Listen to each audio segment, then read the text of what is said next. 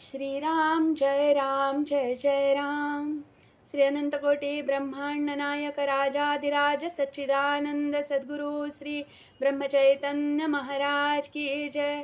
जय जय रघुवीर समर्थ। श्रीराम। श्री ब्रह्मचैतन्य गोंदवलेकर महाराज प्रवचन 17 मार्च। काळजी आपल्याला भगवंतापासून दूर करते। सत्वगुणात भगवंत असतो तेव्हा त्या मार्गाने आपण जावे। भगवंत आपल्यात यायला सर्व कर्मे चांगल्या प्रकारे केली तरी ती भगवंतार्पण बुद्धीने करावी। व्यवहार सोडू नये, प्रयत्नही कसून करावा, परंतु त्याबरोबर मन भगवंताकडे कसे लागेल इकडे लक्ष द्यावे। आपण प्रपंचाची जितकी काळजी घेतो तितकी जरी देवाची घेतली तरी खूप होईल। आपण किती परस्वाधीन आहोत हे आजारी पडलो म्हणजे समजते। तेव्हा आपल्या हातात किती सत्ता आहे हे ओळखून राहावे।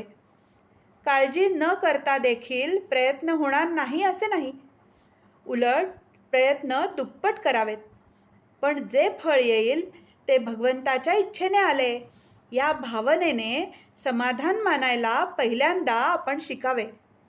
आपण स्वतःबद्दल काळजी करतो याचे कारण असे की आपण आपल्यापेक्षा जास्त दुःखी असलेल्या माणसाकडे पाहत नाही। एक म्हणतो की मला लोकांच्या देण्याची काळजी आहे, दुसरा म्हणतो की मला लोकांकडून माझे येण्याची काळजी आहे, तर तिसरा म्हणतो की मला माझ्या मुलाबाळांची काळजी आहे। पण काळजीच्या या सर्व घोटाळ्यामध्ये आपली स्वतःची काळजी कुणालाच नाही। मागल्या आठवणींनी आणि उद्याच्या भीतीने आपण काळजी करीत बसतो। ही काळजी आपल्याला भगवंतापासून दूर करते।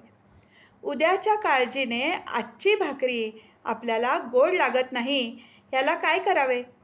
यावर रामबाण असा एकच उपाय आहे, तो म्हणजे आजपासून काळजी करण्याचे अजिबात सोडून देऊन तेवढा वेळ भगवंताच्या नामस्मरणात घालवणे। एका माणसाने माझ्यापाशी तक्रार केली की काय करावे, हा माझा मुलगा कशाचीच काळजी करीत नाही, नुसता हसत खेळत दिवस घालवतो, पुढे याचे कसे व्हायचे?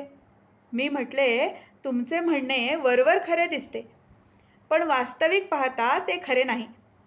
तुम्ही आजपर्यंत इतकी काळजी करून काय मिळवले? शारीरिक आणि मानसिक त्रास भोगला आणि भगवंताला विसरला, इतकेच ना? मग तेच तुमच्या मुलाला का शिकवता? त्याने आपले कर्तव्य जरूर करावे आणि आनंदात राहावे, पण काळजी करू नये असेच मी त्याला सांगेन। तुम्ही प्रपंचाची काळजी करता तोपर्यंत देवाची सेवा करता असे कसे म्हणावे? असले तर असू दे आणि नसले तर नसू दे अशा मनाच्या अवस्थेत जो राहील त्यालाच काळजी सुटेल। आजचे बोधवचन। ज्याने भगवंत आपलासा करून घेतला त्याला काळजी नाही। जानकी जीवन स्मरण जय जय राम।